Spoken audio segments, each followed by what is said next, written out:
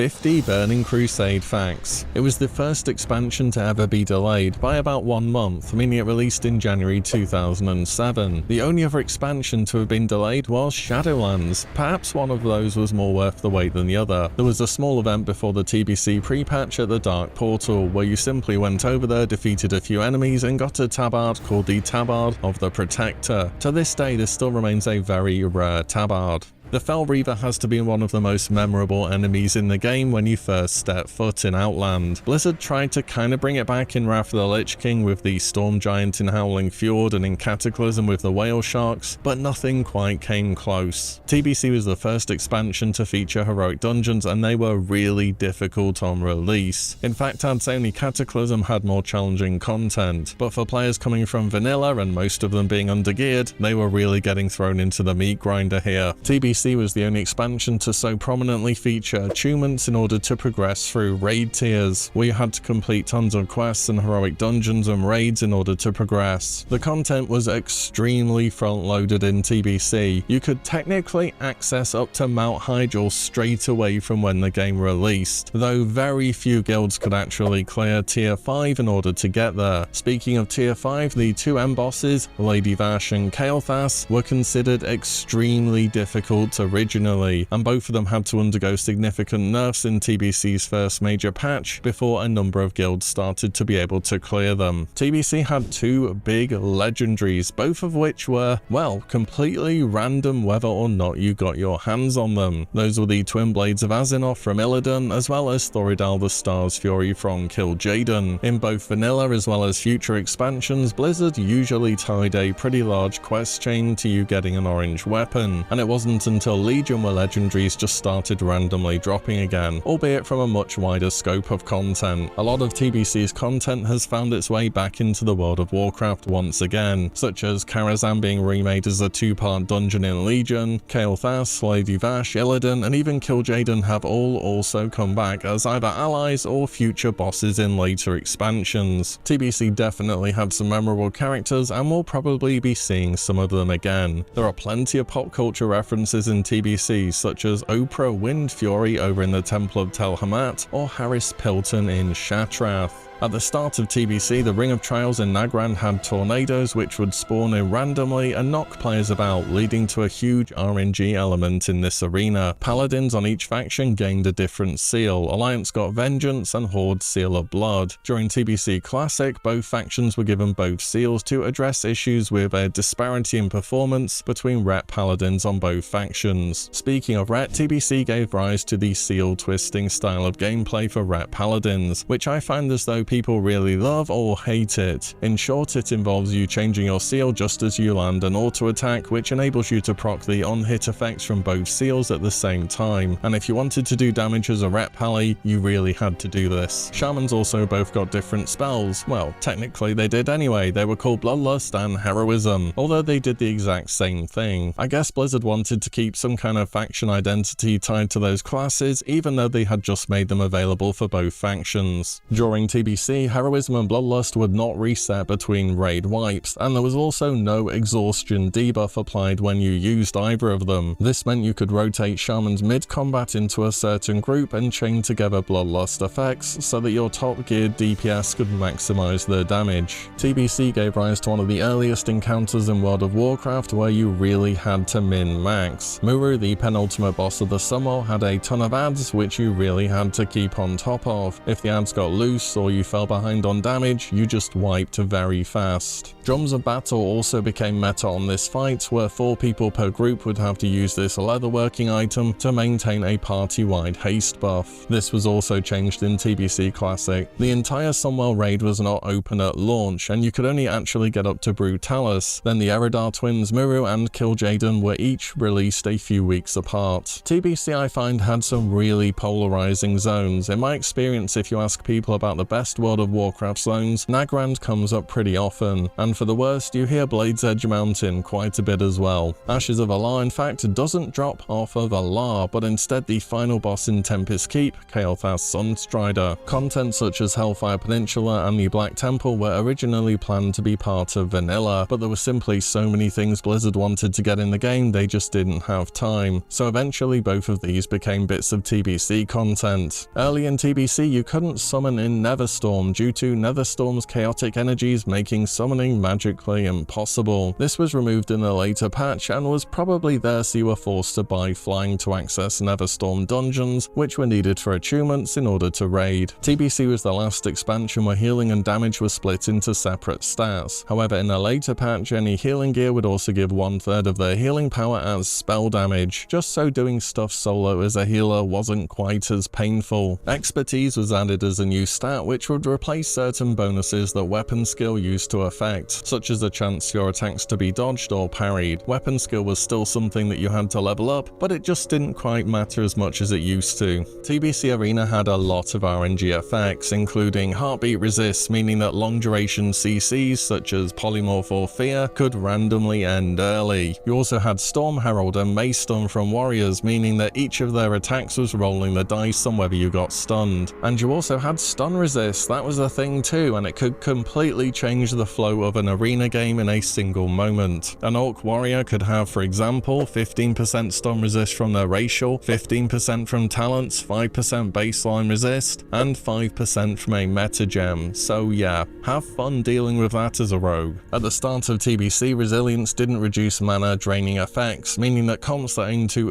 their opponents with hunters or warlocks could be very effective. Shadow Priests were known as mana batteries thanks to their new talent Vampiric Touch, which would grant all party members mana based upon their damage done, which was great for healer groups or arcane mages. Beast Mastery Hunters went from being more or less just a leveling spec in vanilla to a top tier DPS in TBC. That was mainly thanks to pets now scaling with their master stats alongside a bunch of other buffs. Cloak of Shadows didn't have a 100% chance to resist spells after it was used, it was only 90%, meaning sometimes you cloaked and that mage just hit you with Polymorph anyway. The infamous known Millhouse Mana Storm was first introduced in Burning Crusade, and he's one of World of Warcraft's longest running reappearing characters. He's first freed from a prison in the Arcatraz before making his ever so memorable speech and helping you out with the encounter. Shatrath was the first neutral city for both Horde and Alliance, and the faction capital for both for TBC. What it was renowned for back in the day was having absolutely terrible FPS because there were just so many people on the screen at the same time. Oftentimes players would point their camera at the ground just so they could move around without lagging as much. You can ride directly off the lift instead of waiting on the Scryer's Rise in Shatrath and live the fall. Don't try this on the Aldor Rise though. There is kind of a hidden way into Nagrand from the Aldor Rise called the High Path. I say hidden way because it's in plain sight, but I feel as though nobody ever uses it, and it can be a nice alternate way to get into the zone when leveling. The Scryers and Aldor were new factions for TBC where the player could choose to side with only one of them. This would open up different quests and rewards, and these rewards were quite good early on into the expansion, and it was a choice that did impact your character, but as time went on the key difference between the two were the shoulder enchants, even though they were still quite similar to one another. Meaningful choice of factions done better than what happened in Shadowlands, to be honest. Back in the day, people often had issues with the fact that TBC greens replaced raiding gear from vanilla, which for the time was probably true for the vast majority of people because basically nobody cleared original Naxxramas. In TBC Classic, however, when loads more people had cleared Nax, in some cases that gear was so powerful it was used all the way up to getting upgrades in TBC's opening tier. Burning Crusade had two official world bosses, Doomlord Kazak and the Doombringer. These two bosses had some very nice drops and would spawn on long timers. This meant that top guilds would always be on the lookout for them to spawn and they would appear in no time at all. And of course getting a world boss down was especially difficult on PvP servers thanks to other players disrupting you. Oh, and of course everyone had flying by this point in time so they could just drop out the sky right on your head. Speaking of flying, it was first introduced in Burning Crusade. However, regular flying was so slow. You only moved at 60% speed in the air, which is the same speed as your level 40 mount that you got in vanilla. Epic flying in comparison was 280% speed, making that upgrade very worthwhile, but the initial cost of the epic flying was extremely extremely high, and it was over 5,000 gold between the mount and the riding training. There were also some very prestigious mounts which had a 310% riding speed. These were the gladiator mounts from PvP, as well as the Ashes of Allah. The day when TBC released and the Dark Portal opened was complete chaos for Blizzard. They had to try and filter every server's player base through this small portal into Outland. This led to huge amounts of world PvP,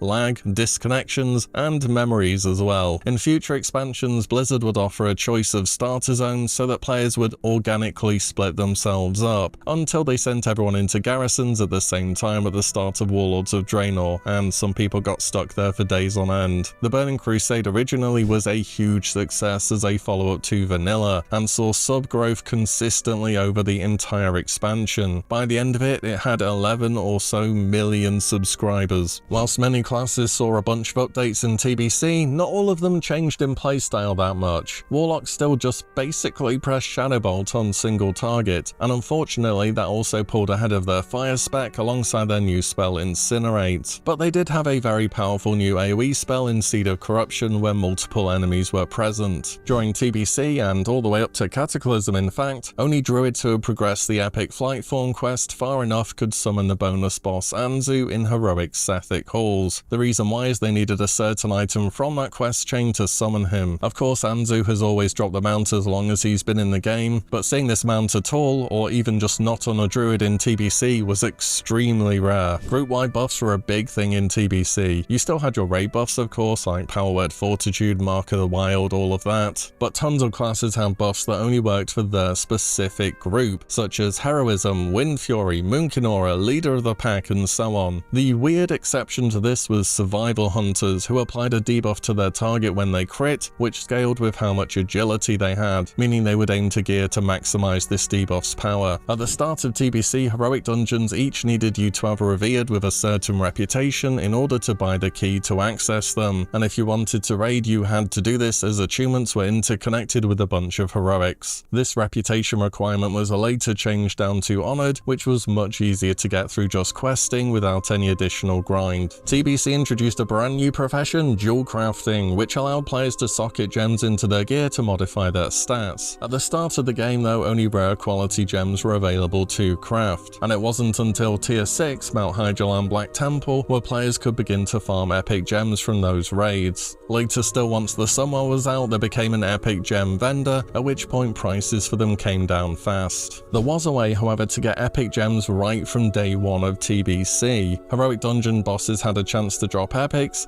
which had basically every single stat combo in the game, and that of course made some of them BIS. And almost as a mercy to players, these gems were made unique, so you could only equip one of course, and they were in most cases marginally better than the rare ones, as most classes just wanted to stack a single stat such as attack power, spell power, stamina, whatever it may be. Can you imagine a phase 1 TBC where these gems were BIS and non-unique on heroics, which you could only do once a day? That would have gotten real sweaty. TBC was the first expansion to feature the looking for group interface tool. However, it wasn't automated, it didn't teleport you to the dungeon, and to be honest, it just wasn't very useful. What it wanted to achieve is taking people out of spamming their chat and into using the tool, but it just never took off and wasn't popular. Patch 2.2 added voice chat, which you could turn on to speak to nearby players. It was poorly received due to performance and other issues however. For the most part, if you were speaking with others, you were using Ventrilo back then, but the idea of proximity chat in World of Warcraft to this day sounds, well, let's just say it wouldn't be for everyone. And finally, the TBC pre-patch started on December 5th, 2006, and the Wrath of the Lich King pre-patch came out on October 14th, 2008, which means overall World of Warcraft's first expansion lasted for a total of 679 days, which is actually on the shorter side if you look at all World of Warcraft expansion durations. And just as the Burning Crusade had to end, so does this video. So that's 50 random TBC facts for you, ranging from just about every single corner of Outland.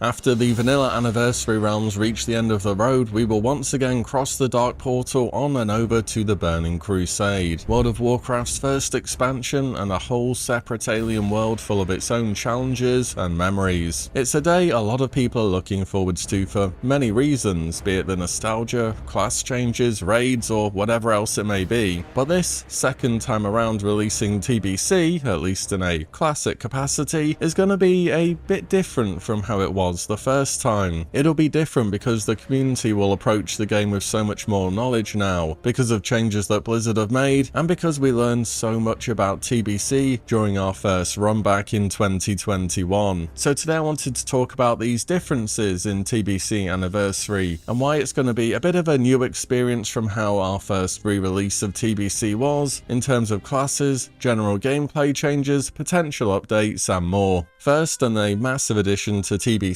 is the fact that Anniversary Realms have dual specialization. This is available at level 40 and costs 50 gold, and is pretty obviously a huge quality of life change for all types of players. You can now be a PvP and get to have a spec for Arena and then one for Raid. When running a bunch of dungeons early on, you could flex between a bunch of different roles depending on your class and what you want to do. And of course, some classes can lock in a gold farm oriented spec to AoE, whilst also maintaining a raid focused spec too. Whatever you play, dual spec will be a great addition to TBC, and hopefully we see a few more people flexing to healer or tank, knowing they can just click a button and become their main spec once again. For TBC as well, there were a ton of learning points for each of the classes in the game compared to our first run of the expansion, and I wanted to cover each class in the game, highlighting what may be different with today's modern knowledge. Warriors were expected to be super average until tier 6, that's Mount Hyjal and Black Temple, because of the lack of available armor penetration on items. However, it was proven back in TBC Classic, even during tier 5 early on, they could already do very well. In fact, a lot of guilds pushing for speedrun times were still stacking warriors over the more traditionally good TBC DPS such as BM Hunter or Destruction Warlock. Saying that, warriors, or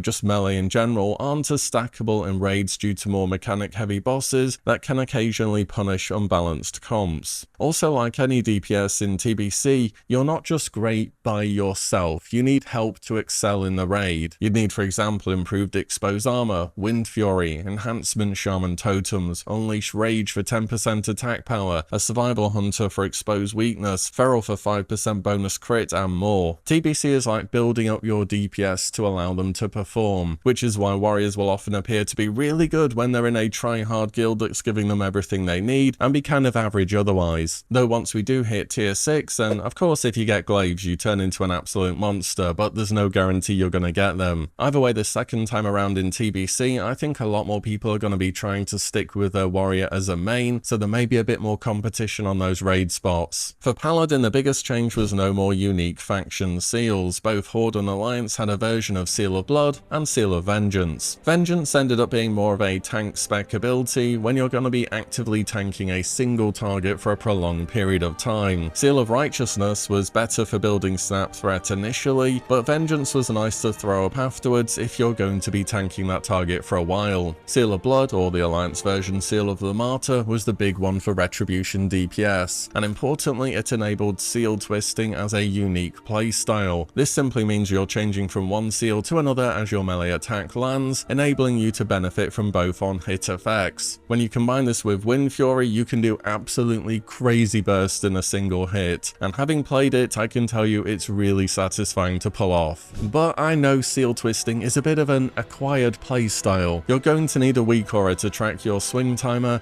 and you're going to have to get used to the flow of the gameplay, which will also be changed as you upgrade your weapon to ones with different speeds. Ideally you want a slow weapon, but if you do want to do damage on your ret, you kind of have to seal twist. This isn't really optional. If you don't twist, you'll be down at the bottom of the damage meter on every single fight. They may do a PTR or something of the likes for TBC where you could test out to see if this playstyle's for you if you've never tried it, or you could give it a go on Season of Discovery if you have a paladin there. Either way, just know that both paladins have both seals now, and if you're planning on playing ret DPS, seal twisting kind of a big deal. Shaman are a class where they played out pretty much as we expected them to do. They're always going to be a free ticket to any raid in TBC, whether you're pugging or you're part of a guild. This is just a great choice for a main. The big question here is, of course, will Blizzard make Bloodlust and Heroism raid-wide instead of just applying to your own group? And I think they will, you know. Yes, it will make Shamans a bit less in demand, but you're stacking them for more reasons than just Bloodlust. Your melee group always want an enhance, your casters always want elemental, and restoration is a good healer and offers mana tide. It's just you'll go from, say, ideally 7 or so shaman to about 4 or 5. That's still 1/5 of your raid on one class out of a possible 9. So yeah, this class is still going to be highly represented, don't worry about that. One more thing about enhancement actually, and that is regarding totem twisting. This is simply dropping Wind Fury for the temporary weapon buff, swapping to Grace of Earth for the bonus agility buff, and then back to Wind Fury before that buff fades. The more tryhard your guild, the more you're going to be expected to do this, and I find it's a playstyle not everyone likes. On top of that, there's also weapon syncing, where you want 2 weapons of the same speed, and if they desync, you need to wait a moment and attack again. This is so you're getting the best uptime possible out of your flurry talents from crits. These 2 things may not be for everyone, so I just wanted to throw them in there for enhancement as well, and let you know that depending on how tryhard your guild is, you may be expected to do these. Going into TBC Classic, Hunter was expected to use the infamous 1-button DPS rotation macro, but it turns out this macro didn't work so well in a Classic setting, and was a very poor alternative to just playing your class as intended. Hunter, though, was not an easy class to play well in TBC. In fact, for me, it has to be the highest skill cap class in the game,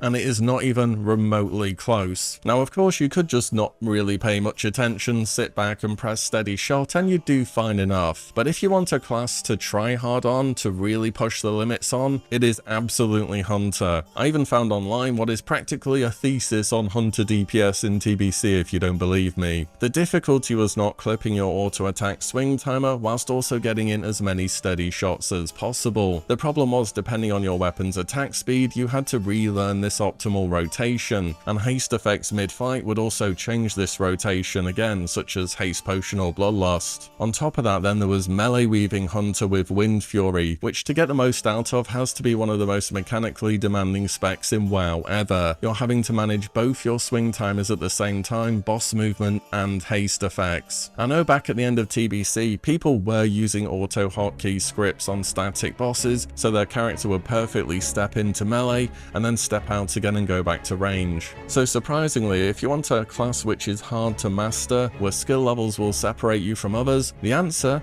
in TBC is Hunter. Remember how people were looking at rogues pre-TBC? They were dooming on them super hard, saying they offered nothing unique to a raid, and they had bad DPS on top of that. In practice, they were okay in tier 4 and 5, and they started to get good in tier 6 even without glaives. Of course, if you do get glaives, they turn into something amazing, but just like Warrior, you can't count on that. If you get them, that's great, but most people won't. Really, there isn't too much else to be said for the rogue, but I will say the same thing as I said in 2021. Join a guild. Don't try and play this class in the pug life, it's just not going to be fun. At least you get dual specs so you can queue arena now though, that's something. In TBC, Druid became a class where raids wanted all of their specs available. Feral became the best main tank of the expansion, surpassing Warrior on single target. This was both from a survivability point of view, as they had a massive amount of armor and health, and their single target threat generation. And believe me, TBC is the threat expansion. If you thought threat mattered a lot in vanilla,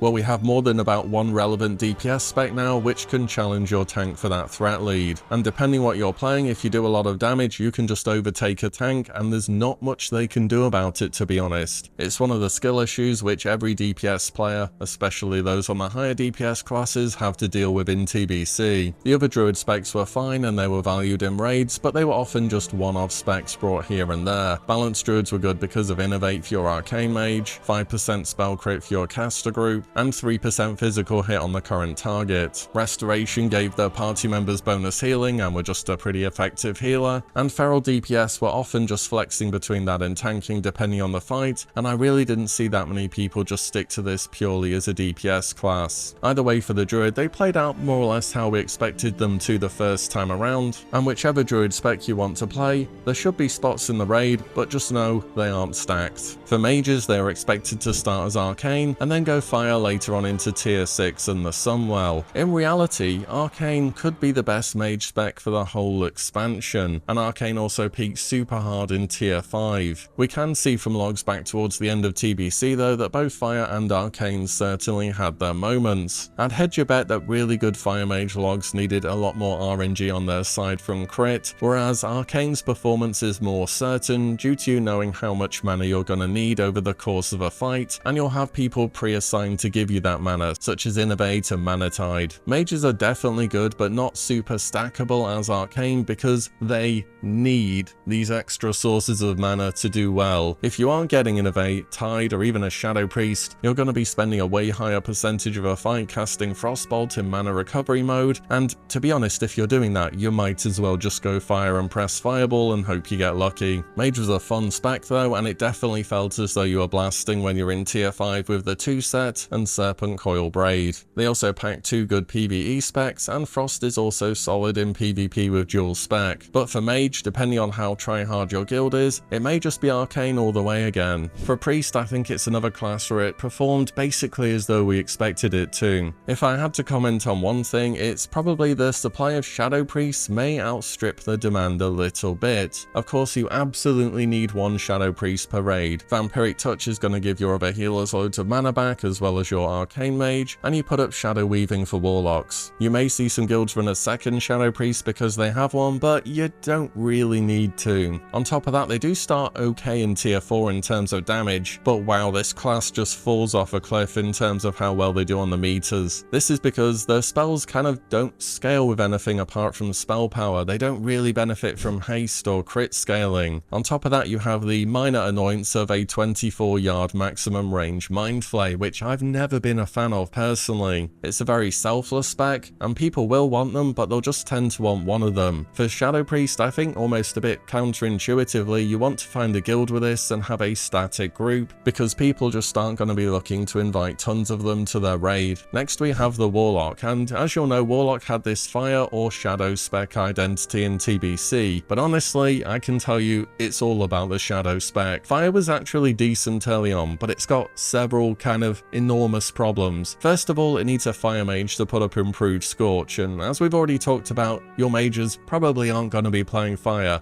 especially not at the start of the expansion. Second is the meta Demonic Sacrifice build forces you to choose which pet you're sacrificing. Imps will give you a Fire buff, Succubus Shadow buff, you can't have both. And when you have this Shadow buff, that's going to affect Seed of Corruption, which is your huge new AoE spell. Whereas your Fire spells for AoE are, to be honest, absolutely terrible. They still don't crit. Seed of Corruption can crit. You don't really need to say much more than that. Shadow also has improved Shadow Bolt, which makes Shadow Bolt crits apply a 20% shadow damage taken debuff. So when you have multiple locks that are all Shadow spec, it makes all of them scale off of one another, and it's kind of griefing the other Warlocks not to be playing Shadow. You should know, however, the one button rotation meme is 100% true on the lock. If you see one bad guy with a red bar in front of you, you press Shadow Bolt. If you see multiple bad guys with red bars in front of you, you press Seed of Corruption. And that's it. The spec is very easy to play. The biggest skill on this easy class,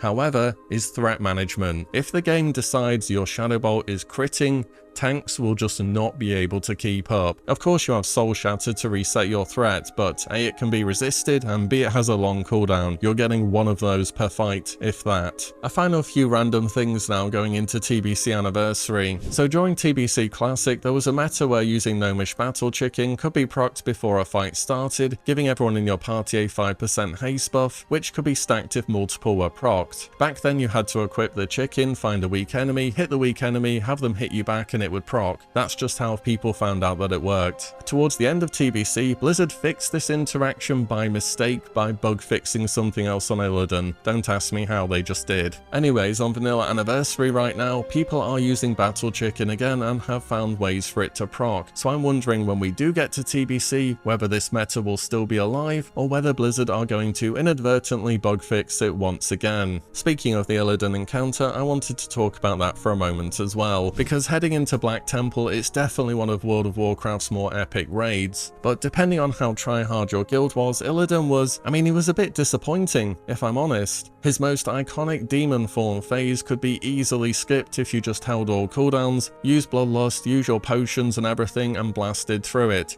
He would go into the animation to go in demon form, sort of stand there for a while, turn back into his normal form, and then you just finish the fight. It was a bit of a letdown that we never saw this, and I'm wondering if similar to Ragnaros, where you're forced to see the Submerge phase now, whether you should be forced to see the demon phase of Illidan. It would make the fight more difficult. This is absolutely the hardest phase of the fight, by the way, and it makes it way easier to wipe on this encounter, but at the same time it's something iconic that, due to how good we are at the game now, we're just not experiencing. Let me know what you think on this. Next point is scrolls. Make sure when you're playing TBC you are not vendoring or just using scrolls. So as you'll know, all consumables are converted into Guardian or Battle Elixirs in TBC, and most people will always flask outside of a few certain specs or using Elixir of Demon Slaying. Now people never use scrolls in vanilla because they didn't stack with things you already had, such as agility not stacking with Mongoose for example. But in TBC, scrolls do not count as either a Guardian or Battle Elixir, so people in more tryhard guilds will want to buy scrolls as a raid consumable. TBC introduces new scrolls. The highest one is rank 5, which can give up to 20 in an offensive stat, and there's also rank 4 that gives plus 17. The rank 5 scrolls should go for a good amount of gold, and even the rank 4 ones should be able to go on the auction house as well and see a good price. So all in all, just make sure you're not throwing away the scrolls you get in TBC.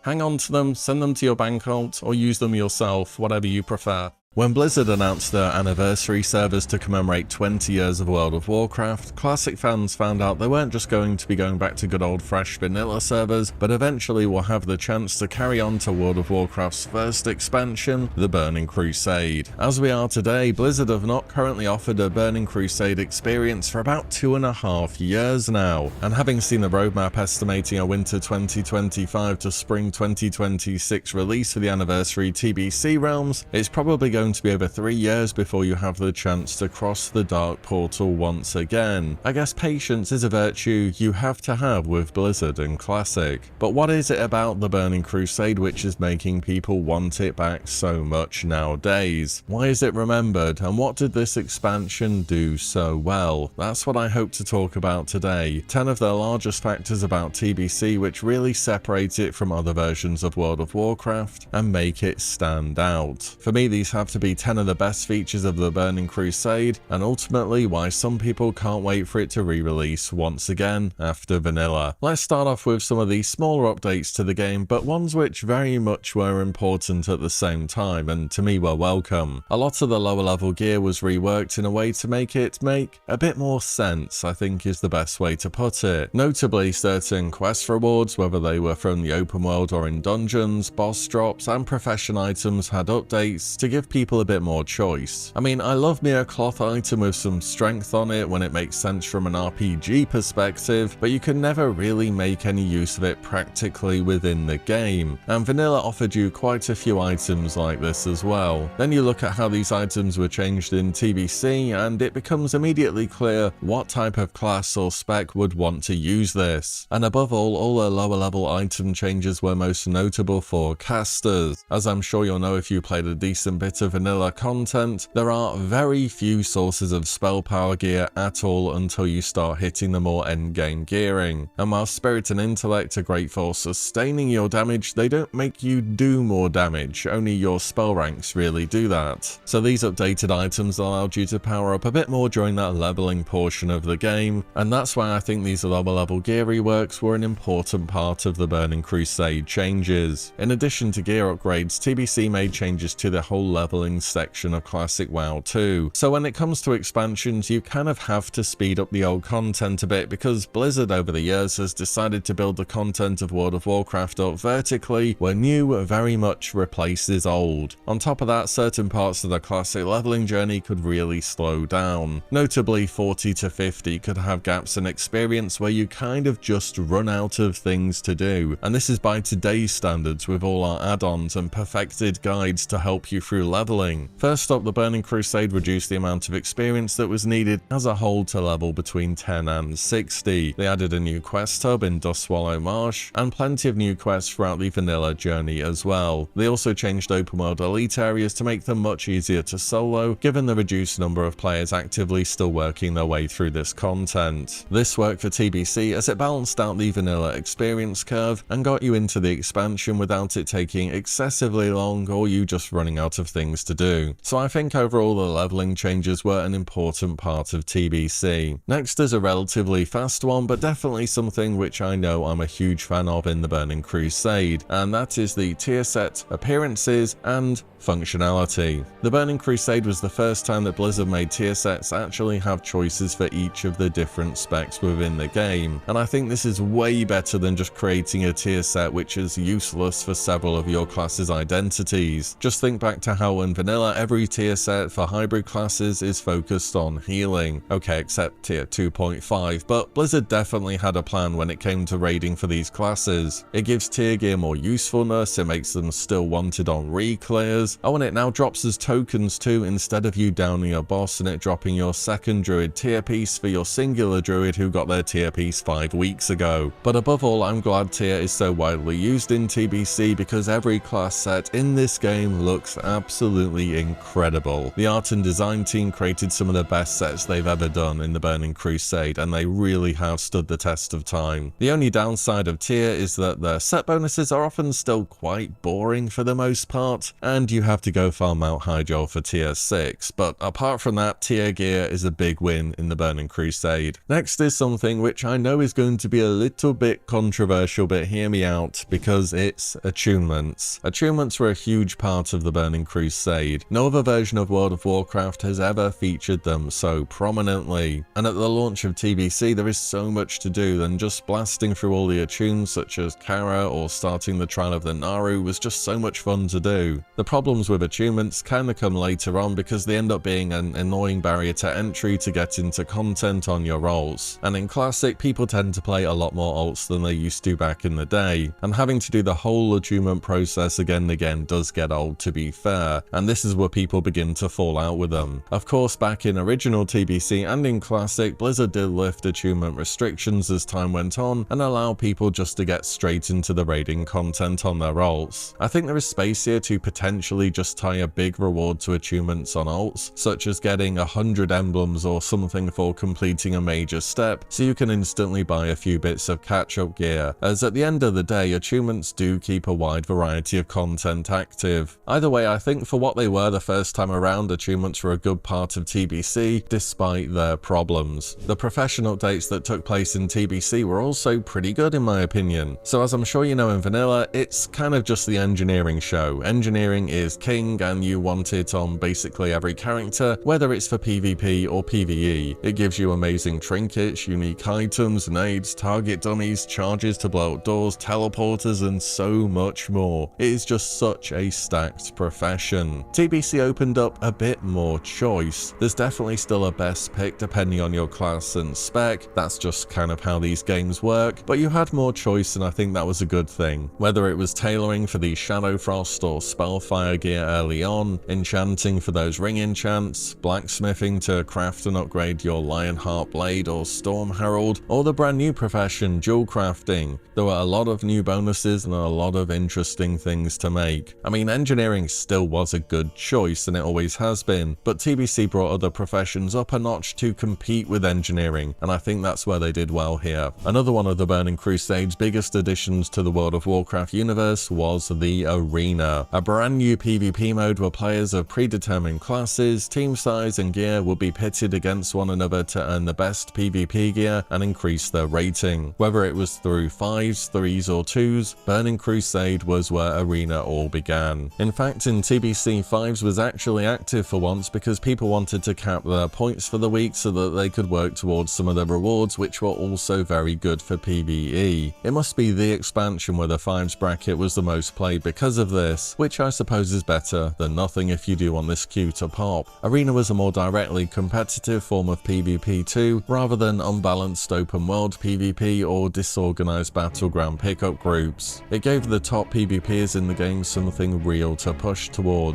Also back in original TBC, PvP was just a much bigger part of World of Warcraft too, so at the time this change was super well received and made so many legendary players come up over the years. Either way, Arena revolutionized what PvP is in World of Warcraft, so I think it's definitely worthy of a mention here. Next up are orange items. You can't have an expansion be an expansion without legendary loot, and in the Burning Crusade there were 3 drops that people sought after. The main and offhand Warglaive of Azeroth from Illidan's Stormrage in the Black Temple, and Thoridal the Star's Fury are both from Kil'jaeden in the Sunwell. Now Thoridal is super cool in its own right. In fact, it doesn't even require ammo and was the first bow to work like this till ammo was later outright removed. It also has a unique animation when fired, as well as having a great appearance overall. However, when people think of legendaries in TBC, they're thinking of the Warglaives. A weapon appearance which was just unlike anything we'd seen so far in the game, a huge on-hit effect against demons, which you aren't short of fighting in TBC, and every single warrior and rogue in the land wanted a pair of them. Did you know that back in original TBC that there was an interaction with Atlas Salute where you could zone into the Black Temple, try to retrieve information on the glaives, and if they showed on Illidan's loot table, they were guaranteed to drop. Or at least that's what people say. And no, this didn't work in TBC Classic, and yes, I'm sure that people tried it. I mean, people reset AQ40 to get easier post-Twins trash. If you could have searched up glaives like this, every single rogue and warrior would have had a pair. Another big benefit of glaives is that they dropped before the last raid. Stuff like Fangs of the Father from Dragon Soul or Shadowmourne from ICC are cool, but you get to use them for one raid, and by the time you actually have finished the item, you're probably decently progressed through the raid as well. Glaives are an item that you can get early on into the Black Temple, and then have them for potentially some tier 6 progression. Zulaman, I mean, sure, why not? And of course the Sunwell, that's a lot of legendary value. Of course, the only moderately small downside is that you need both glaives to drop, and between the demand and the rarity, they are really difficult to get hold of. But for a lucky few, getting the Warglaives of Azeroth will absolutely make TBC the expansion to remember. On to the top 3 now, and into some of the big final features of TBC. At third spot for me is simply the characters that were involved in this expansion. The huge lore names that World of Warcraft players had come to know, whether it was from the RTS games, comics, books, or anything else. We had Illidan's Stormrage, Lady Vash, Kael'thas Sunstrider,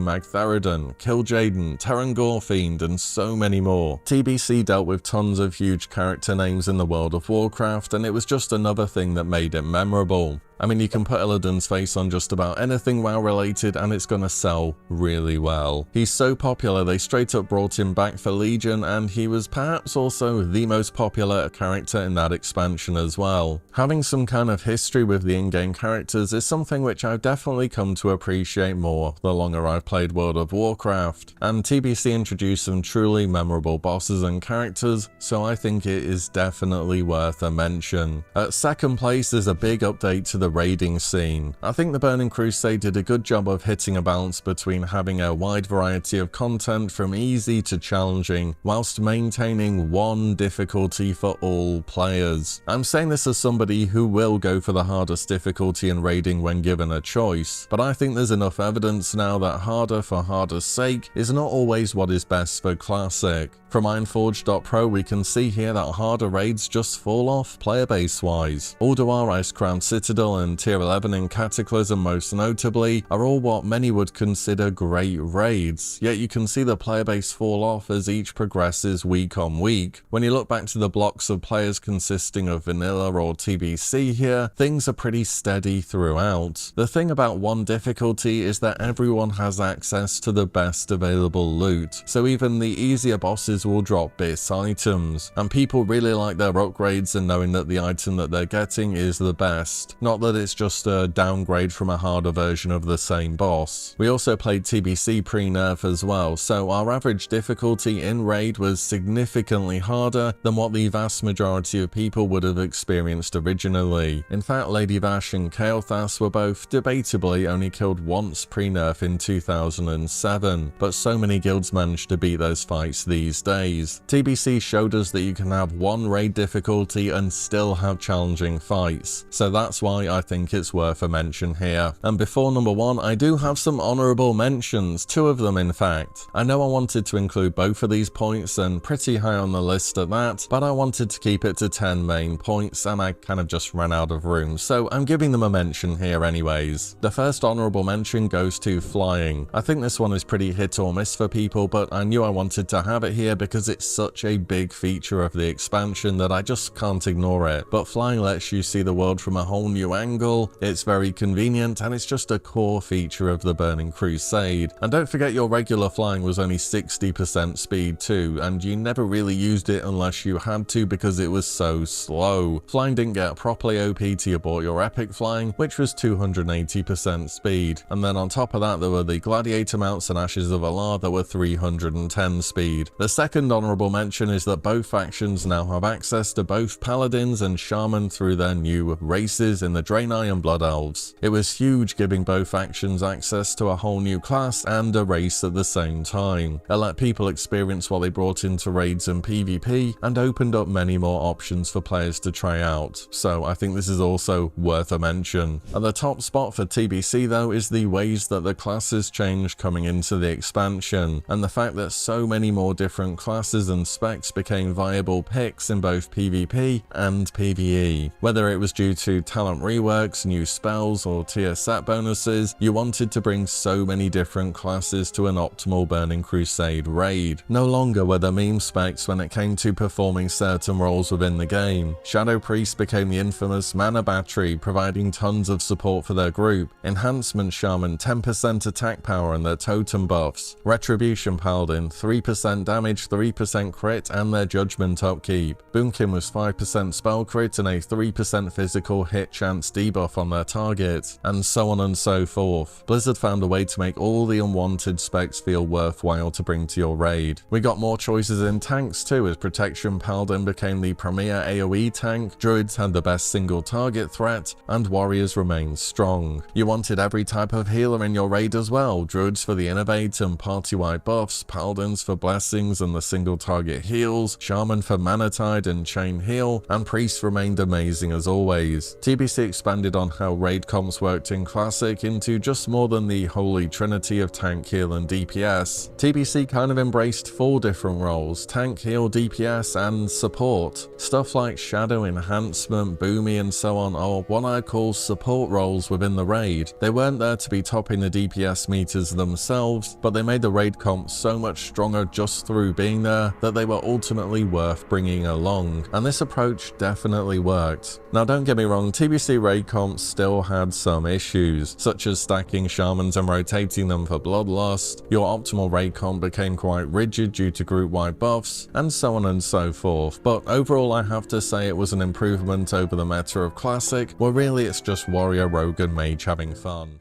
Returning to the Burning Crusade as a next step is getting ever closer. That'll bring us into a whole new world with an entirely different meta when it comes to which classes and specs will do the best. Today I want to cover what I think will be the top 10 most in-demand specs this time around going into TBC, with us now having way more knowledge across the Classic community of how each class will realistically perform from tier 4 all the way through to the Sunwell. I say this because going into TBC the first time, we thought warriors would be pretty much below average until tier 6, mages would end up playing fire eventually, and hunters could just hit a one button macro and top DPS. And it turns out that yeah, on our Classic release some things were a bit different than expected, even though for the most part the majority of the information on TBC was correct. I'll also cover at least one spec for each class here, otherwise not gonna lie, some classes wouldn't appear on the list. So let's talk about each of the classes for TBC TBC and go over what should be the most in-demand specs for each of them for the expansion. Starting off, we have a few classes which overall won't be terribly highly in demand. In fact, I expect them to be somewhat overplayed. However, if I really wanted to pick a spec for each of these classes that will be actively wanted, then here's what they'll be. Let's begin with a rogue. Well, rogues pretty much have one PvE spec in TBC, and that's combat. So the answer's combat. Now, you may know that subtlety does have a utility debuff in Hemorrhage, and yes, TBC is the expansion where raiding is about assembling all the various bits of utility, so your top DPS can do even more DPS. However, sub is really bad at actually doing damage itself, so bad in fact that it's not worth bringing for the utility. It's much more of a PvP oriented spec. You better just be playing a combat rogue. And assassination, in case you're wondering, is also just beyond bad in TBC, which is a real shame because there's a bunch of agility daggers that drop, and oftentimes no one really wants them beyond stat sticks. It has major problems such as poison damage still being essentially cosmetic. Whilst Blizzard did get rid of the charge system on poisons that they had in vanilla, poisons still don't scale with your attack power, and you can't have Wind Fury and a main hand poison active, so they're kind of dead on arrival. On top of that, for some reason you have to be behind your target when using Mutilate 2 in TBC, so you have to deal with those annoying positional requirements, which I personally can't stand. This makes this spec even not that good for leveling, and trust me, I've tried it, it's quite average. I doubt Blizzard are about to straight up significantly buff or nerf any specs in TBC like they've been doing with Mists of Pandaria, but Assassination as a spec is one that just needs major changes for it to be good at literally anything. Which again leaves us with combat. It's a pretty straightforward spec to play, and it scales quite well as time goes on. You will be expected to put up improved exposed armor for other physical damage dealers, and this really is your selling point because you don't have Tricks of the Trade either yet, so that's an addition in Wrath. And you can do well on fights with Cleave with your cooldowns active, so fights like Achuman the Huntsman, Morose and so on. They're also not bad in heroics due to the amount of CC they can bring, but you can have a rough time getting cleaved by random attacks from enemies. Overall though, rogue gets better as time goes on. They won't be super in demand, but if I had to pick something for the rogue, combat is definitely the answer. Just make sure you're in a guild if you intend to main this for the expansion. Being part of the Pug world as a rogue isn't something I would recommend. Next is Warrior, and here I want to talk about a spec that was created during TBC Classic. This is a Classic original which you may not have heard of, and it's called the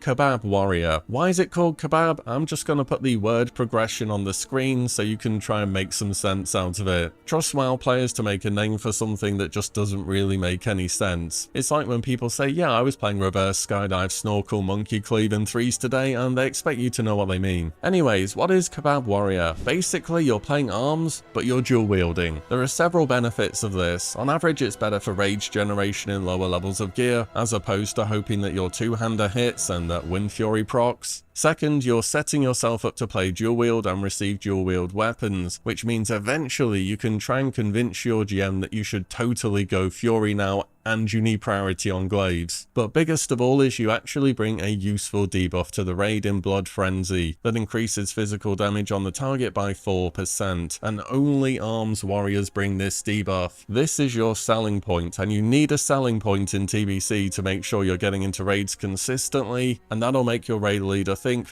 actually yes, we should be taking a DPS warrior. I think early on in TBC Classic, this will be the meta spec for warriors to play. There was the expansion progression, you definitely eventually do want to be re-rolling to Fury once we get into tier 5 and tier 6. Warrior of course scales great, it's just as mentioned in TBC, you kind of need to be bringing some utility unless you're doing amazing damage. Warrior ended up doing quite well even during tier 5 with proper support in TBC Classic, and was used for speedruns in fact, but I think that these types of raids will be the exception. Also, there's always 1 million Warrior players left over from Classic since it's the DPS spec of that version of the game, which is why this time around I think more people are going to stick with their Warrior as a main, and there's going to be quite a few of them hanging about. If you do intend to play Warrior though, I'd give Kebab Warrior a bit of a look up. It could just be what you end up playing. Next, for the final overplayed classes is the Mage, but their most in-demand spec will be Arcane by far. So Frost really just doesn't do damage. It's good for leveling, it's good for PvP, it's okay in heroics when you need to kite stuff, but it's not what you're after in raids. Fire does scale very well in TBC, but we're talking going into tier 6 before it starts to really do well. And even then it's very RNG reliant on crits, albeit much more self-sufficient and doesn't need as much support as Arcane does. Arcane, however, will be the mage spec to play and is viable straight from your first raid right to your very last. The issue with Arcane is that it needs way more support to do damage than your average DPS does. The whole spec, of course, is based around having as much uptime on pressing a max stack Arcane Blast with all your cooldowns running. This means you're going to be spending a ton of mana on this spell and you'll go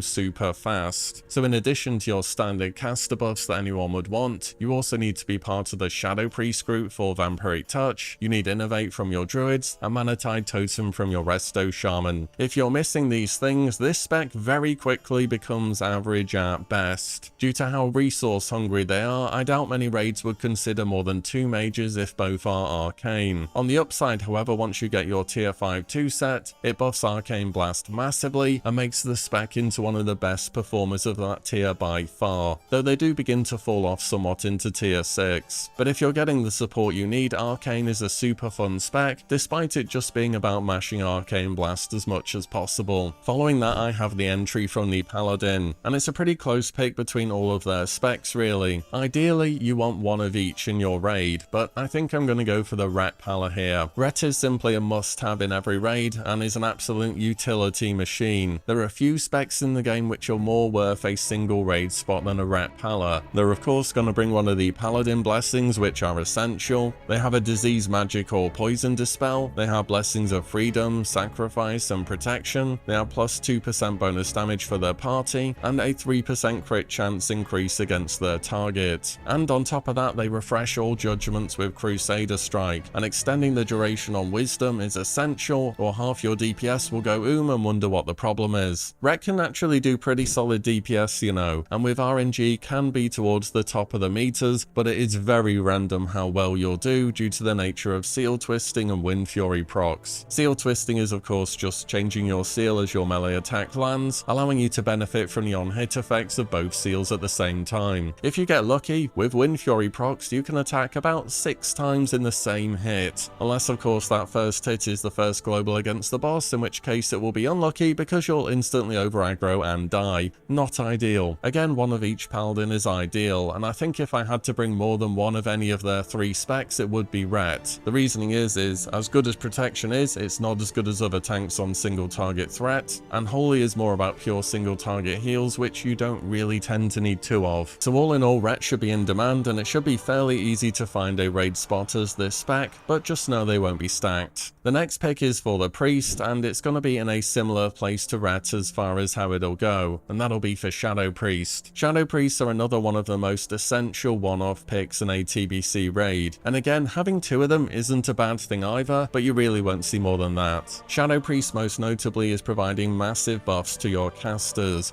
with them applying Misery for 5% spell damage against their target, and Shadow Weaving for a further 10% shadow damage taken. The biggest selling point for the Shadow Priest, however, is Vampiric Touch. This makes it so 5% of shadow damage dealt is returned to party members as mana. This will equal out to thousands of mana restored over the course of a fight, and is essential for certain other specs to actually function. It's not just good for your other healers, although that's the obvious choice here, it's also good for your Arcane Mage as we've talked about, and it can even be nice for Protection Paladin too in certain circumstances where they're not taking enough damage to be restoring a ton of mana through spiritual attunements. Shadow Priest doesn't do too well on DPS though, and it feels as though its power is really just focused into its mana regeneration and support spec fantasy, instead of them doing damage themselves. That's because they basically just scale with spell power and pretty much nothing else really. It's a bit of an issue. Still, it's a spec that will be very much in demand and will absolutely warrant a raid spot in TBC. Next is the entry from the Warlock, and for them it has to be the go-to Destro Lock DPS spec that I think will be the most in demand. Now just to let you know, there is an alternative Affliction Lock playstyle, which is more of a utility type pick because it gets Shadow's Embrace that makes bosses do 5% less physical damage, damage, and also brings Blood Pact as an extra stamina buff. This is very beneficial if your tanks need that extra defensive edge in a raid, but it wasn't until the Sunwell where tanks were getting hit hard enough to regularly consider bringing along this spec instead of just another destruction based warlock, because it does way less damage by itself. Your standard demonic sacrifice ruin build will be the most popular though, and yes, rather counterintuitively, Destro locks will absolutely be a popular pick, but will also be in demand simply because you can stack them really easily as a DPS. It's kind of similar to how Fury Warrior works in vanilla, where they're by far the most popular DPS in the game, but you can always take more of them to a raid because you can fit so many people in a raid and they're so good. On top of that, locks are also super good in some of the harder fights in the game, such as Muru, where they can subjugate the mini Void Walkers that spawn in as part of the fight,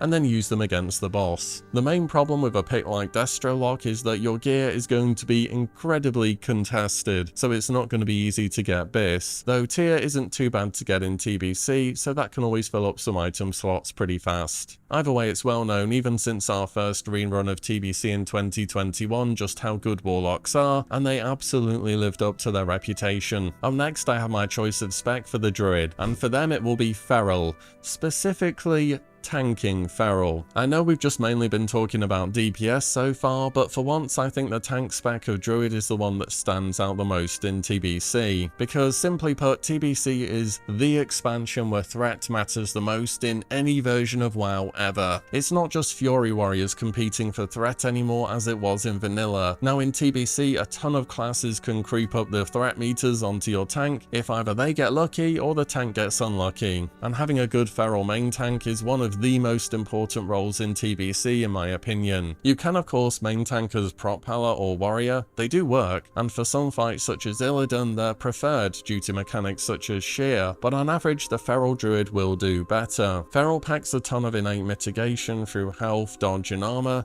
and often just sits there for ages taking literally no damage whatsoever. As Feral you can also go cat and do some damage, well more damage than other tanks anyway, even if it's not too much. You bring leader of the pack, which in TBC is 5% physical crit, your melee are gonna love that, and you have an innovate, your arcane mage or other healers too, but above all it's really about the single target threat. If your big Feral tank walks in there, presses mangle and it crits, you're kind of just good for threat for the entire fight and everyone can start blasting. Also you should know for your Feral tank to hit crit immunity early on in TBC, you don't have as many gearing options as other tanks do, so you'll really want to go and run arena to get resilience gear that also reduces the chance to be crit. That may be a positive for you, or you can just go send your 5s games each week for the cap. All in all though, your main tank is always a big deal in whatever WoW expansion you're playing, and for TBC, Feral tank should be what most people are after. Following that is Hunter, and I'm kind of torn what the most in-demand Hunter spec will be, because there really are two choices in TBC. You either have Beast Mastery, which is the big damage dealer spec that will be super popular, or you have Survival, which also does great damage for a utility spec, but is ultimately brought for Exposed Weakness that applies a debuff upon crit, which scales with their agility stat. I really could go for either of them. The thing is, playing Survival Hunter is going to be a free raid spot, but there's really no reason whatsoever to bring more than one, unless you have a Survival Hunter that is way more geared and is going to put up a bigger debuff than a lower geared one. On the other hand, Beast Mastery along with Destro Lock are the most consistently good damage dealers of the expansion. Overall, I think on the basis that most people will be playing Hunter to do big damage, I'm going to go with Survival Hunter because I think it will be the lesser played of the two specs. This will be because, well, you just need one of them per raid pretty much, and they won't do as well on the meters on average as BM, but again they're still good. Can't really go wrong playing Hunter in TBC though, to be fair, very good overall class. Which means we have 2 spots left on the list to make 10 overall, but we only have 1 class left to talk about, so I don't think it should come as any surprise to anyone which class we have left to talk about. It's Shaman. It's always been Shaman in TBC. This class is a walking free raid spot. Let's say, hypothetically, Blizzard do make Bloodlust and Heroism them raid-wide here for a second as well. This would only have a minor impact on how necessary shamans will be in TBC raids. You'll still be running 4 to 5 of them easily, as their group-wide buffs are just way too good not to have. Still, I think the second most in-demand spec will be Restoration Shaman. It's the only healer making the list here for a reason, because all the other healers are wanted, by the way. It's just they're all one-off specs. You take one and you're happy, and if you don't have them, oftentimes it's not really the end of the world either. But missing Resto Shamans is more noticeable. They have their totems for group-wide buffs, of course, very consistently good heals through just mashing chain heal, and of course Mana Tide Totem. You can easily put 2 or more Resto Shamans into any TBC raid and it will be just fine. As such, this spec will be in super high demand, which means at the top spot, what I think will be the most in-demand spec in the entirety of TBC will be Enhancement Shaman. So in TBC, melee specs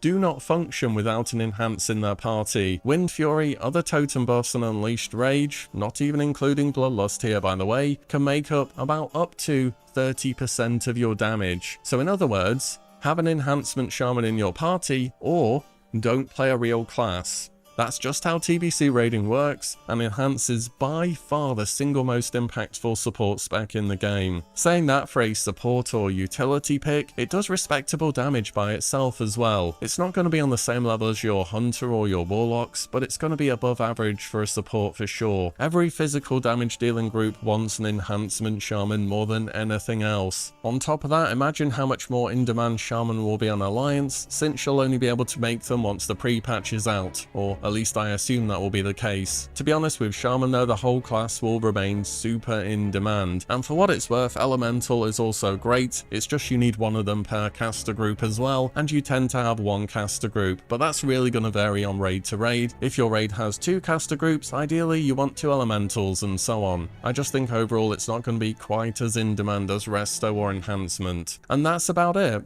Don't worry if your spec wasn't on the list, because I was trying to keep it just to 10, and I did want to include all classes. In fact, it would be a lot easier to just list the specs which are either unused or are considered PvP specs than trying to tell you about all the good ones. So whatever class you're playing, you'll have something that will work in PvE. It's just there's inevitably going to be some classes and specs that people will want more of in their raid. With the Burning Crusade confirmed to be the next destination for Classicon Anniversary Realms, it won't be long before we're crossing the Dark Portal once again. And the Burning Crusade, much like Vanilla, is full of its own secrets, hidden locations, and lesser known facts. And those are what I want to talk about today, so let's get straight into it. Have you ever noticed that the guards stationed out at Honor Hold are all grey or raging? And there is an in-game lore reason for that, because by the time we reach there in TBC, they would have already been out there for some 18 to 20 years. That would have been 20 years in a literal hellscape of Hellfire Peninsula, and that probably isn't all that good for you in many different ways, so by the time we arrive they're probably due a break. In Vanilla, you may have heard about the in-game lore about the Ashbringer. After you get the corrupted Ashbringer, you can take it to Scarlet Monastery Cathedral to trigger a unique event, where eventually you can cleanse Fairbanks and get to know some more about the weapon.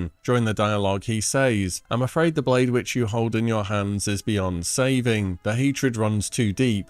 But do not lose hope, where one chapter has ended, a new one begins. Find his son, a more devout and pious man you may never meet. It is rumoured that he is able to build the Ashbringer anew, without requiring the old, tainted blade." The player says, "But his son is dead," and Fairbanks replies, "No, only one of his sons is dead, the other lives. He's in Outland. Find him there." Now, this mysterious second son in Outland was rumoured to be David Wayne. Previously, he was a member of the Sons of Lothar, who had left them to work on his own as a master blacksmith. He also says when speaking to him, "It's hard to explain, but I don't feel like I'm meant to be at Honor Hold right now. Perhaps I'm meant to be part of something larger." This hints that maybe there were plans for him to indeed be part of a quest series potentially related to the fate of the Ashbringer. and during TBC the player and David Wayne forge a powerful weapon to be used against the Legion. This goes into the idea of crafting specialty weapons to be used against a certain type of enemy, which is also most definitely what the Ashbringer is versus undead. So you can see where the speculation around this mysterious character comes from. He has the blacksmithing skills, the isolation from others, and that he may be part of something greater.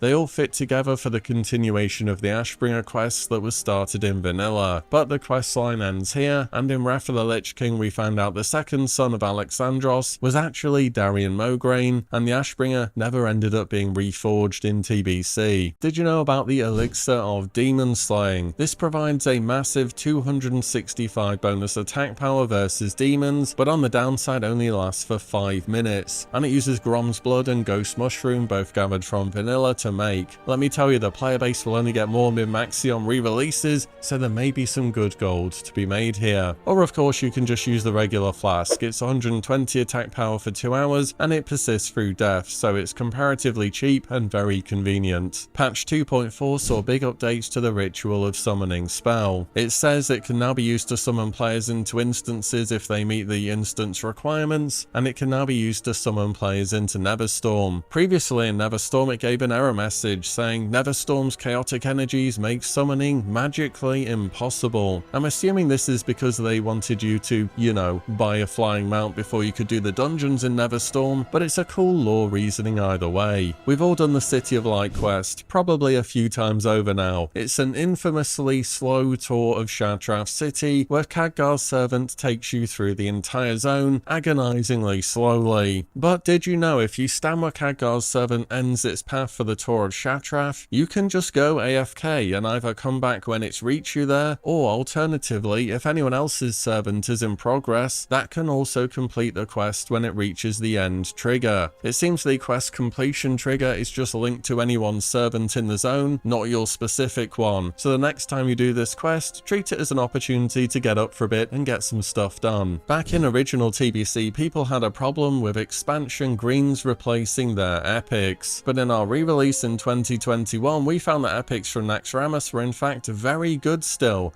and could absolutely still be used well into raiding in tier 4. I'm guessing the people who complained about this back in 07 had epics that were random items from Molten Core, ZG or AQ20, and they would have been years out of date already even by vanilla standards. I mean sure they're purple items, but there was a lot of really bad purple items in vanilla. Mace spec warriors in PvP are the biggest random casino spec in the entire game. You have Wind Fury for a chance at multiple attacks that can proc stuns. You can put 5 points into mace specialization, making it so each attack can generate bonus rage and have a chance to stun. And then on top of that you have a bunch of weapons such as Deep Thunder early on, or later Storm Herald. Back in the day people called this weapon Stun Herald, as getting random lucky stuns could absolutely decide arena games. As the warrior this is just hilarious when it works for you, but it can also be incredibly annoying to deal with. Speaking of arena, did you know that resilience didn't reduce the effect of mana draining effects all the way up until patch 2.4? That's right at the end of the expansion. So comps that wanted to focus on mana draining, so Hunter with Viper Sting, Warlock's mana drain, and Priest mana burn, were super effective prior to this patch coming out. During the TBC pre-patch, certain mobs outside of Karazhan have their drop table updated to include Netherweave Cloth, so if you really want to, you can go and start farming Netherweave Cloth as soon as the pre-patch drops. I remember Netherweave starting to appear on the auction house before TBC re-released in 2021, and this was one of the main ways that people were farming it. I don't think this is terribly useful for any practical reason, but I thought I'd include it in here anyway. There was allegedly a bug with Atlas loot back in the day that people could use to reset and check whether or not the Warglaze of Azzinoth would drop inside of the Black Temple. It's speculated to only work if no one with glaives had logged onto your realm, so that the item information had not yet been populated on the server since the reset. So what people would do, or when I say people, rogues or warriors,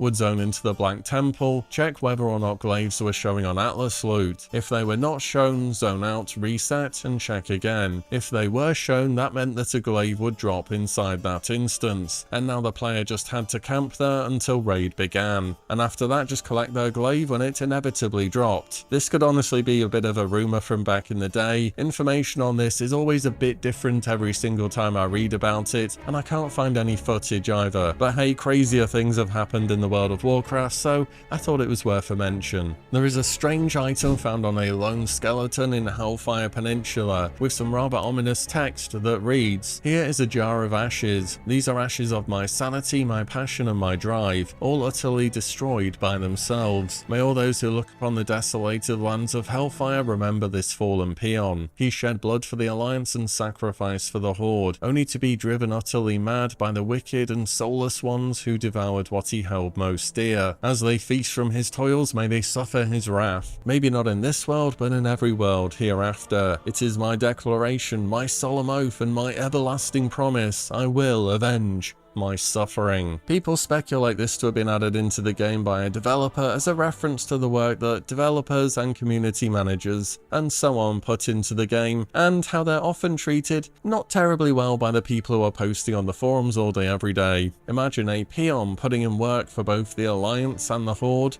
whose passion was worn down by those he served. It really does kind of fit the bill, doesn't it? It's an unfortunate side of the internet when you're one person that can be singled out and criticized online. It's unfortunate that whatever you say and however you phrase it, there will be somebody who has a problem with it. Next up, the Drums of Battle were a consumable item made through leatherworking that also needed the profession to use. Back in the day, guilds started to really min-max on bosses such as Muru, who had crazy high DPS requirements for the time. As such, 4 people per party were required to be leatherworking to rotate the Drums of Battle buff, as it would provide a haste buff for their entire party that could be indefinitely maintained. In TBC Classic, Blizzard made a targeted change so that this drum would now cause a debuff called Tinnitus that will prevent you from rotating drums. Ultimately, it's not too bad to have at least one person in your group be a leatherworker, and this saved many other classes that otherwise wouldn't have cared about leatherworking, feeling as though they had to go this profession for the buff. Did you remember there were actually epic gems all the way from phase 1 of TBC, and they could drop from bosses inside of heroic dungeons? However, these gems were all mixed, meaning they had a bunch of stats combined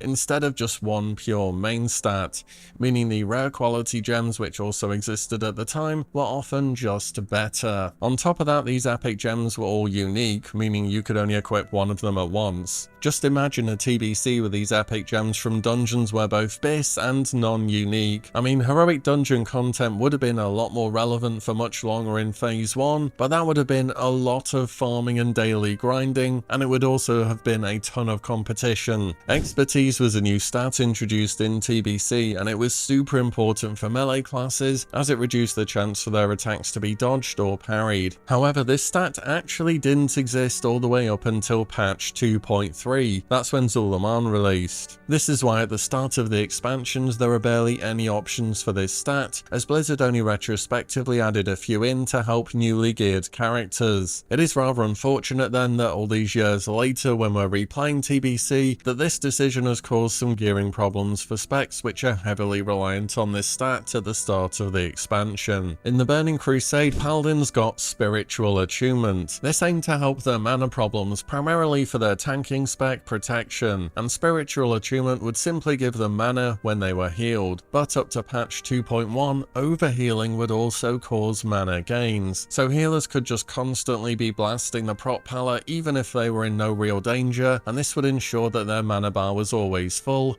and they could just run through dungeons or raids spamming their abilities with no worries about any mana problems. TBC was the final expansion where the hunters, ranged and melee swing timers were separate. On top of that, Blizzard reduced the distance at which you had to stand with ranged attacks, such that you could no longer be dead zone and unable to act if somebody stood 6 to 7 yards away from you. This both helped hunters stay relevant in PvP, and in PvE it enabled them to melee weave way more efficiently by running into attack with their melee weapon and then back out to hit with their range weapon and repeating as their swing timer allowed. This definitely raised the skill cap of Hunter and helped them perform even better on DPS meters than they were already doing. Today I'm going to be checking out, in brief, each class and going over how they change moving into World of Warcraft's first expansion and giving you an idea of how they will perform then. I'll be rating them on the following things: their just overall improvement compared to vanilla. Are they much better? Are they roughly on the same power level? Where are they at? How stackable they are. This means how in demand will this class and its specs be. Rating is of course downscaled to 25 for most content and 10 for Carrot and Zulaman. You just can't class stack as heavily as you could in vanilla, and raid comp is a very big deal in TBC. Also, there are a bunch of specs in the expansion which are super desirable for their buffs or debuffs, but you only really need one of them. Their PvE performance in terms of how well they do in raids and heroic dungeon content, and just to reiterate, the stackable rating is more about how many of that class you want and how in demand it will be. PvE is more how well they do in the raid. These things are important to separate out in TBC. And finally, for PvP in the arena, the ratings will be 1 to 5, where 1 is poor, 2 below average, 3 average, 4 above average, 5 amazing. With all that said, let's make a start. We'll begin off with our clothies and our favourite purple friend, the Warlock. Warlock does a lot better in TBC. They've got no more burden of being a debuff bot for the entire expansion, and you get Soul Well to make giving out health stones much easier. You don't get a summoning portal yet though, unfortunately. Seed of Corruption is a massive addition, giving the Warlock very easy and potent AoE. They also get Soul Shatter, allowing them to instantly drop all the threat so that they will be building. It can resist though, so be careful. Also, both factions have Paladins, so you'll get Blessing of Salvation too, but you can still over aggro tanks extremely easily. Trust me on this one. You have a ton of power, but if you send Shadow Bolts or Seed of Corruption before the tank has the chance to do anything, the mobs are gonna walk over to you and they're gonna one-shot you. If you played Warlock throughout vanilla, then you're very much on a first name term basis with your Shadow Bolt key, and that's great because that's pretty much all you're gonna be pressing in TBC as well. Well, aside from Seed of Corruption. There is a fire build with the new spell Incinerate, which is okay and actually does quite competitively early on, but it has a few problems, such as you needing to build fire spell damage gear, which of course doesn't affect Seed of Corruption because that does shadow damage, and you also want to be casting Shadow Bolt if you're stacking Warlocks because of the improved Shadow Bolt talent, which makes it so when this ability crits, the next few shadow damage effects will do bonus damage. So the shadow damage build will be the go-to one overall. That being said, they are a very stackable DPS class in the expansion, and you'll primarily be playing some Demonic Sacrifice and Destruction based build once again. They have great single target and AoE DPS, they're very easy to play, and your main skill will be managing your threat generation because it's just so easy to over aggro in TBC. There is a build where you can go into Affliction to get Shadow's Embrace to put a -5% physical damage debuff on bosses, and some people do opt for this on more difficult encounters, and with dual spec this may be more commonplace as well. It doesn't do anywhere near as much damage as the traditional destruction specs though. PvP wise, I don't think Warlocks were quite as good as what people remembered from back in the day. The infamous Soul Link Siphon Life build, or SLSL, which combines your damage over time abilities with your innate tankiness as a Warlock, just didn't really stand the test of time in doing enough damage to pose a threat. I think it worked so well right in the beginning of TBC as mana drains weren't affected by resilience, and it was very easy to play. You just applied your dots and then feared people, and that's it. Your average PvPer in Arena is just at a way higher level than they were back then, and you're gonna find yourself getting run down by physical damage focused comps. And you have zero mobility and not that many survivability options either. Next we have Mage. The Mage was a top tier class at just about everything in vanilla, so really it's kind of hard to go from that to improving, yet they still managed to do very well in TBC. With new spells such as Spell Steal, Ritual of Refreshment, Ice Lance, Arcane Blast and more, they really begin to build out their toolkit of spells that we know so well. As for how wanted and stackable mages are for raid, they are a bit of a weird one and they need some explaining, so hear me out. Throughout TBC, Arcane with their new spell, Arcane Blast, was consistently a top performing damage dealer, especially once you got your 2-piece tier 5 and your Serpent Coil Braid from Morrogrim in SSC. They were kind of unbeatable for a while. They fell off a bit towards late into Sunwell, but aside from that, you're a contender for top top DPS for pretty much the entire expansion. What was expected to happen, as it typically does, is that Fire would eventually overtake Arcane due to their crit scaling from gear. This just didn't really happen in TBC. Arcane was the best mage spec from day one right to the end. However, Arcane mage needs help to be good, and a lot more help than the average DPS. The reason they're so good is that with support they don't need to go into their mana conservation phase for very long, and they can just keep pressing Arcane Blast. This alongside fast kill times just often puts them as top DPS. In order to do this though, they need a mana tide totem from a resto shaman which is rotated into their group, they always need a shadow priest in their group, and they need to receive innovates from druids when they call for them. As such, you can really only get away with 2 or so mages per raid, and we know how good Arcane is now, so expect a lot of competition for these mage spots. As for Fire, it starts off weak and then gets stronger over the expansion, and by the end of it, it's not far behind Arcane, and if your kill times aren't particularly fast and you're not min-maxing as much, it's probably a better overall spec. But that is how mages are looking in TBC. PvP wise, you'll be playing Frost pretty much, the other 2 specs aren't really doing anything. As per usual, mages have their good burst abilities, huge amounts of cooldowns, and good crowd control. They do need to end games quite fast with these resources running though, or they can get run out of cooldowns really fast and then just slowly lose. Priest sees its class identity really grow in TBC and gain some iconic abilities through talents such as pain suppression and of course vampiric touch. Discipline Priest sees power infusion change from 20% bonus spell damage to spell haste now, which doesn't stack with some other effects by the way, and also has improved divine spirit, meaning 10% of your spirit is converted to spell damage. So oftentimes your healer priest will at least be playing down to pick this talent up in the discipline tree. Holy does remain very good as well though. Their big new ability is Circle of Healing, but it does need effective players to be close together, and it can cost a lot of mana. But if you're on a fight with loads of AoE damage, this spell is really hard to beat. The healer identity remains as good as ever for both PvP and PvE for the priest in TBC. I'll say what I said again for vanilla, if you want to play a healer, you just can't go wrong with a priest. Shadow for sure though is the biggest winner out of the priest specs for TBC though, as it goes from, oh, we have a shadow priest in vanilla to we need a shadow priest in TBC. The biggest reason is their new capstone talent, Vampiric Touch. This converts a percentage of their damage dealt into mana for them as well as their party. As we've already talked about, arcane mages kind of need this to work properly. It can also help out other healers a lot,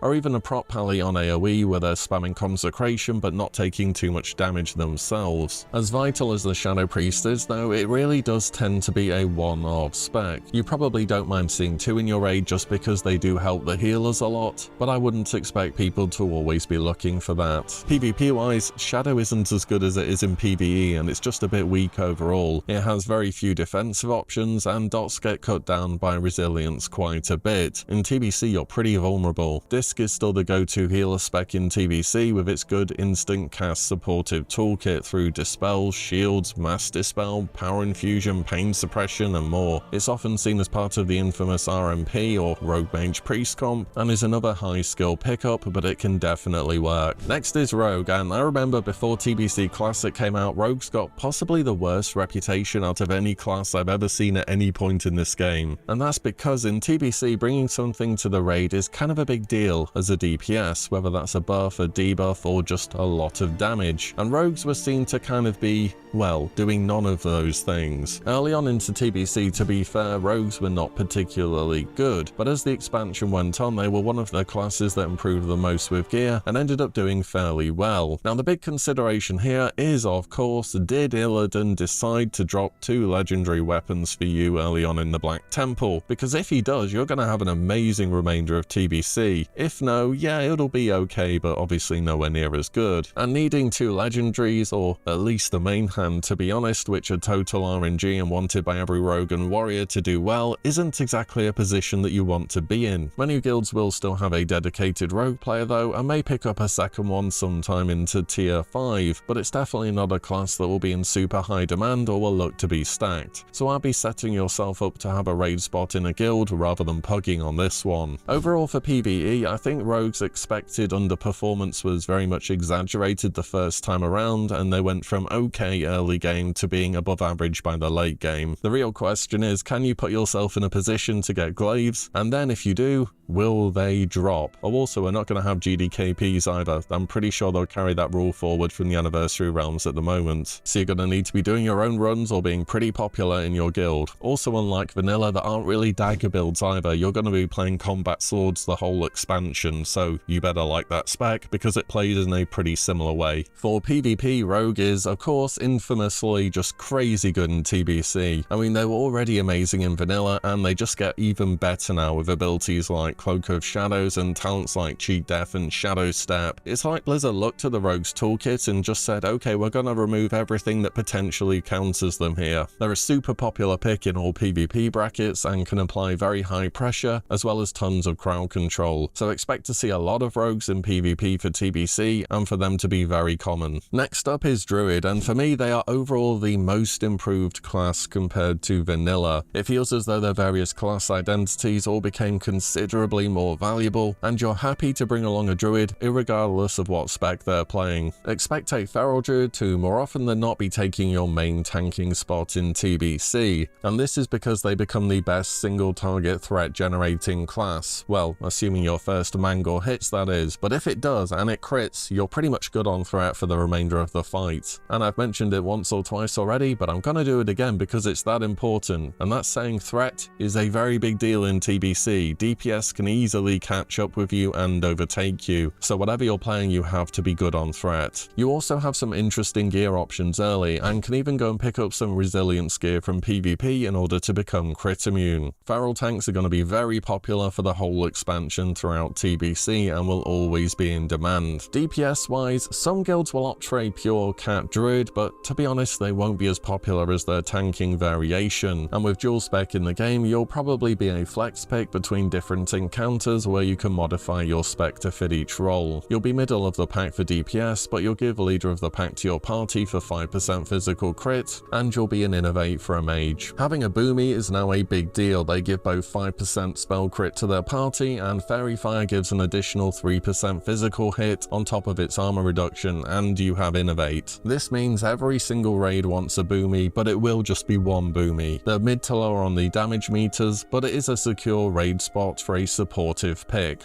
Resto Druids are a lot better too. They have better options for healing over time effects such as Life Bloom, and they have Tree of Life which gives their party members bonus healing depending on their total spirit. You'll often see Resto Druids with the tank group because of this, another likely one-off pickup for your raid. For PvP in the arena, Feral can work as double DPS comps in twos, but you really need to be an expert on it to make it work, as soon as you start to fall behind you can very slowly lose. Druid in PvP for TBC is all about restoration, which goes from kind of meh in vanilla to, in my opinion, the best PvP healer in TBC. They are easily the most mobile with their heal over time effects, they have good survivability with bark skin and just going into bear form, and they can immune a lot of CC effects just by being in form as well, such as polymorph or sap. Expect to see a lot of Resto Druid and for it to be a top tier PvP pick. The Hunter is another class which changes dramatically compared to vanilla. Some of the biggest updates they get are that pets now scale with your stats, so they, you know, do damage now, which is nice. They gain AoE avoidance, so they don't just randomly die all the time, but they definitely still can. And Hunter's minimum attack range is lowered from 8 to 5 yards, meaning the dead zone is gone in PvP, and running in and out to melee weave is way more viable in TBC, as your ranged and melee swing timers are still separated. From day one of TBC right to the end of it, Hunters are very competitive in all PvE related content, and can often be your top DPS. You also get misdirection in TBC, though it is on a 2-minute cooldown, so it's nowhere near as good as it is in Wrath. Also, for the most part, you'll be playing Beast Mastery and weaving in auto shots in between your steady shot. Your dungeon set is also super strong, so you'll definitely be farming that and then rocking it for ages, as it gives you a ton of armor penetration, which is quite a rare stat until later on in TBC. BM Hunter is a spec which can very well be stacked early on, but you may see less reliance on Hunters a bit later on into the expansion when Rogues and Warriors really begin to power up. You'll also always want one Hunter that goes survival as well. The reason is that when they crit, they have a talent called Find Weakness, which puts a debuff on the target to take bonus damage equal to 25% of their agility. Survival typically does a bit less damage than Beast Mastery, but is still a very good pick, and people always want one of them. For PvP, Hunters are typically found in comps where they aim to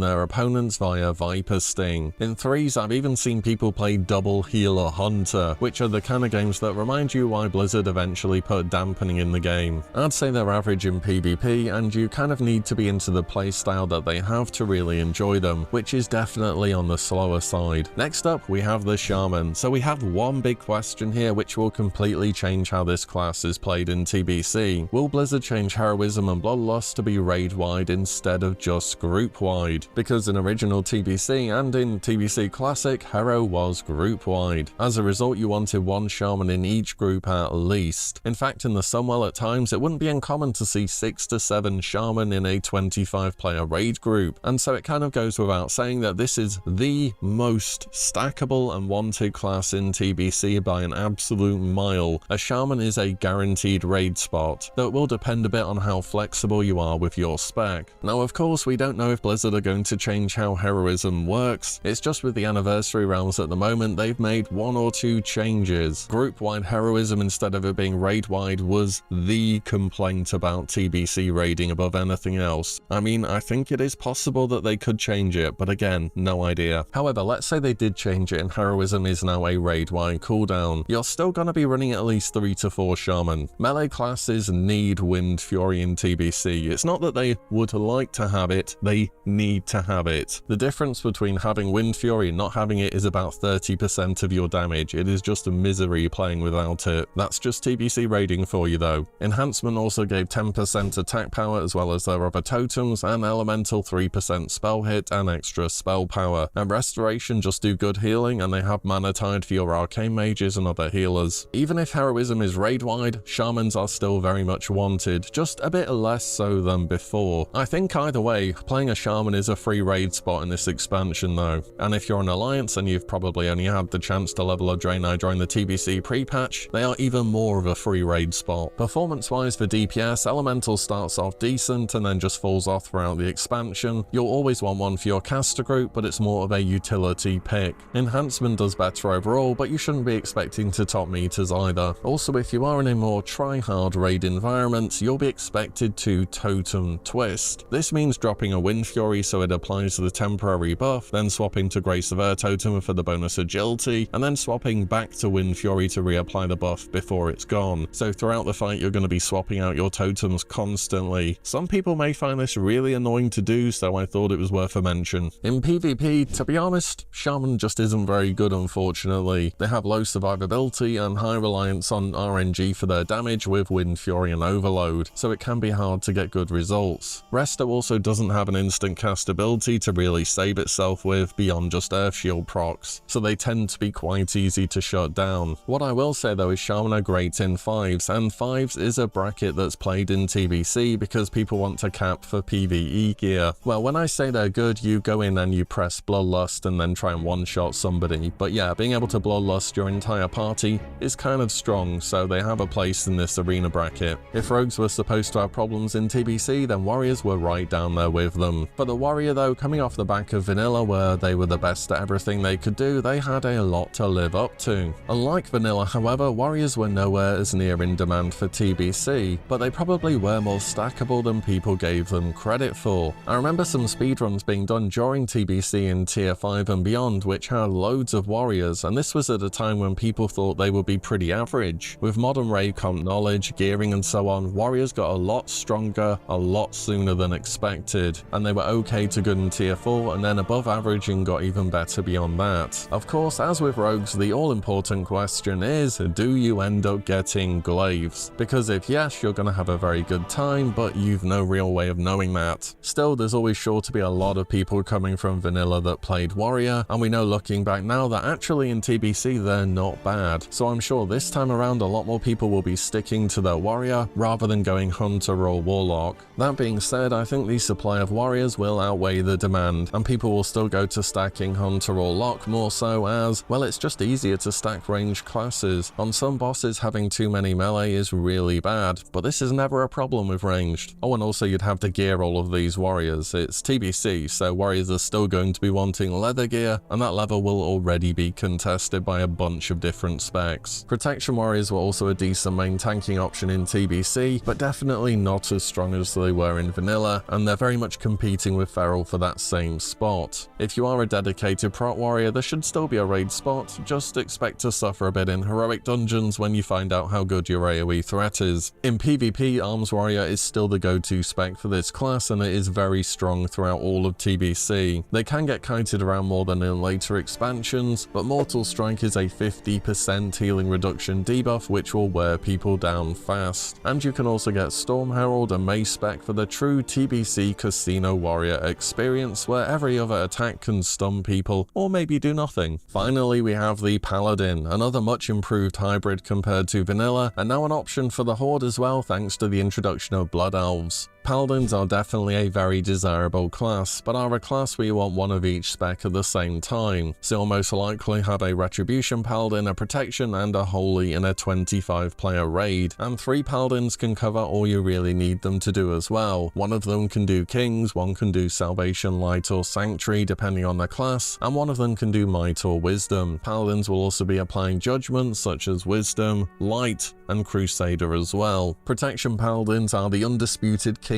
of AoE tanking in TBC by a mile, and having one as an off-tank for trash or AoE encounters is absolutely essential. You also get a Taunt, of course, which have been sorely missing from their toolkit in vanilla, and you restore mana when you're healed, so you can keep your AoE threat going. I can't imagine a TBC raid without a prot pala. They really feel like a core pick of the expansion, and are always wanted, just as one per raid though, of course. Holy remains a very strong healer, with their niche being single target heals, and really the only difference from vanilla is you press Holy Light instead of Flash of Light, and yeah, that's about it for the Holy Pally. Retribution brings a damage taken debuff which they can apply to bosses, and also has a totally unique playstyle too. So if you didn't know, in TBC Classic, both new seals that Paladins get in Seal of Vengeance and Blood were given to both factions. This opens up seal twisting to Horde and Alliance. This means changing your seal just as you attack, which can apply the on-hit effects from both seals at the same time, as well as having extra chances to proc Wind Fury. And when everything hits at the same time, you can do some crazy amounts of burst damage. And you'll probably also go from 0 to right next to the tank on the threat meter as well, which can be a bit spooky. But I think it's a very fun playstyle, and it's super satisfying to see those massive multi-target attacks go off all at the same time. For PvP though, Paladin, bit of a less popular pick if I have to be honest. Retribution Paladin could put out some great burst damage, but it felt like you had to have a Resto Shaman with you for Wind Fury all the time to make it possible. But if you Hammer of Justice somebody into a Seal Twist and then you get procs and a Wind Fury, you could absolutely delete their health bar. Holy wasn't as popular as other healers due to a real lack of an ability to do stuff without casting. Their only option was Holy Shock, but its healing wasn't all that great, and their defensive was pretty much bubble, and that is it. This made them an easy target for high CC and high pressure classes such as Mage or Road to focus down. Also, protection for Arena, and I suppose just tank specs in general, weren't a thing in TBC. I play Paladin a bunch in TBC, and in my opinion Ret was a lot of fun, and when it happens these days you'll be able to dual spec into prot for dungeons and gold farming too, so I think this seems like a pretty good pick. And that's it, a few thoughts on each of World of Warcraft's classes moving from vanilla to TBC. Again, I realise we're quite far off this being a reality, but maybe it's given you some thoughts about which classes you may wish to work towards casually in advance of the expansion releasing. Or perhaps you just like hearing about TBC related stuff, that could be it as well. Either way, let me know your thoughts on the TBC classes, as well as whether you are working towards anything right now for TBC in the comments down below. And as always, thank you all so much for watching and listening in, and I'll see you on the next one